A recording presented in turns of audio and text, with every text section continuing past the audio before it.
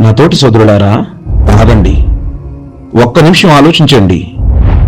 ఏం చెప్తున్నాడో అని యోచన చేయండి. ఒకవేళ ఇప్పుడు నీవు వినక తిరస్కరిస్తే రేపటి రోజున వేదన చెందవలసి రావచ్చు. నీవు తిరస్కరించి కాదని, రాదని, లేదన్న విషయమే నీ ముందుకు వస్తే అప్పుడు నీ పరిస్థితి ఏమిటి? మరణంతో అందరూ ఈ లోకంలో నీకు దూరం అవుతారు. నీ ధనం, నీ బలం, నీ కులం, నీ మతం అన్నీ దూరమయ్యే ఆ రోజు, నీవు ఒంటరిగా ఈ లోకాన్ని విడిచి వెళ్లే రోజు నీ పరిస్థితి ఏమిటి? అసలు నీవు ఈ లోకానికి ఎందుకు వచ్చావు? ఎవరు పంపారు? ఎక్కడి నుండి వచ్చావు? నిన్ను పుట్టించిన ఆ సృష్టికర్త ఎవరు? ఈ రోజైనా ఆలోచించావా? ఈ అనంతమైన సృష్టిని సృష్టించిన వాడెవరు? సర్వ మానవాళిని పుట్టిస్తున్న వాడెవరు? మరణంతో ఈ జీవితం ముగుస్తుందా, లేదా అసలైన జీవితం ప్రారంభమవుతుందా? ఆలోచన చేయి.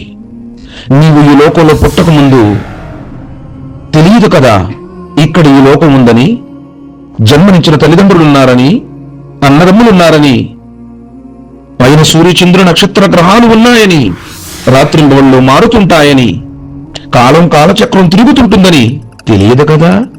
అలానే మరణించి నీవు అక్కడికి వెళ్ళిన తర్వాత ఈ లోకంలో లేదన్నా ఆ నరకం, స్వర్గం అక్కడ ఉంటే నీ పరిస్థితి ఏమిటి? నిన్ను పుట్టించినటువంటి ఆ సృష్టికర్త ముందు నీవు అసత్యవాదిగా నిలబడివలసి వస్తే ఆ పరిస్థితి ఏమిటి? సోదరులారా, జ్ఞానంతో ఆలోచించండి. మనమంతా ఒక్కటే. మనందరినీ పుట్టించినటువంటి ఆ సృష్టికర్త ఒక్కడే. ఇది నువ్వు ఒప్పుకున్నా ఒప్పుకోకపోయినా యథార్థం, జగమెరిగిన సత్యం. మరి ఒక్కటే మన మానవ జాతిని విడగొడుతున్నా మనందరి ఆ శత్రువు ఎవరు? ఎందుకు ఈ పగ, ప్రతీకారాలు, ద్వేషాలు, అసూయలు, మారణ హోమాలు?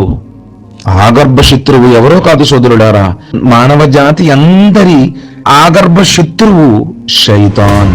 వాడే మన మధ్య విరోధాలు సృష్టిస్తున్నటువంటి వాడు. వాడే సృష్టి ఆరంభం నుండి మన మధ్య ద్వేషం పెంచుకున్నాడో ఆ నిజస్వామిని మనందరికీ దూరం చేస్తున్నాడు. ఒకవేళ ఇప్పుడు నీవు తెలుసుకోకపోతే ఇక నీకు తెలుసుకునే అవకాశమే లేదు.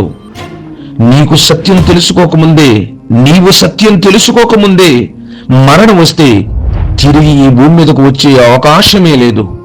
క్షణభంగురమైన ఈ జీవితం కోసం శాశ్వతమైన ఆ జీవితంలో నరకాగ్నికి ఆహుతవుతావా? యుగ యుగాలు, యుగ యుగాల తరబడి నరకాగ్నిగుండంలో శిక్షను అనుభవిస్తావా? అక్కడ ఎవరు ఎవరికి ఏమాత్రం ఉపయోగపడరు. ఎంతటి ధనవంతుడైనా, ఎంతటి బలవంతుడైనా, ఎంతటి జ్ఞానవంతుడైనా ఎవరి కర్మలు వారివే. ఆలోచించు. ఊపిరి ఆగకు ముందే సత్యాన్ని తెలుసుకో.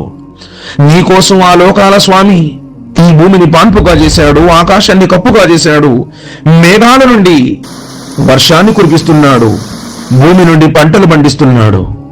సూర్య చంద్రులను నియమించిన వాడు ఆయనే, రాత్రింబవళ్లను మారుస్తున్నవాడు ఆయనే. నీ తల్లి గర్భంలో నీ బొమ్మను చెక్కి నీకు ప్రాణం పోసినవాడు, ఈ భూమి మీదకు పంపినవాడు ఆయనే. ఈ జగతిలో ఉన్న సమస్తాన్ని నీ కోసం సృష్టించిన వాడు ఆయనే. ఆ లోకాల స్వామి నీ ఆరాధనలకు అర్హుడు. సృష్టి ఆయనదే, ఆజ్ఞాపాలన ఆయనదే. కాబట్టి సత్యాన్ని తెలుసుకో, మంచిగా బ్రతుకు, నలుగురితో మంచిగా మసులుకో. జీవిత సత్యమేమిటో తెలుసుకో. సృష్టికర్త యొక్క మహోన్నతమైన వైభవాన్ని గుర్తించు.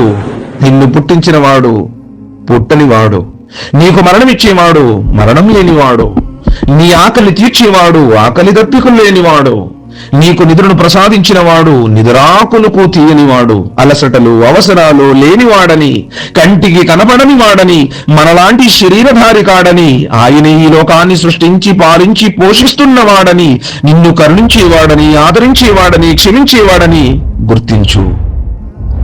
ఆ మహాసృష్టికర్త కోరుకున్న జీవన విధానాన్ని తెలియజేయడానికి ఈ లోకంలో ఎందరో ప్రవక్తలను, ఎన్నో గ్రంథాలను పంపించాడు.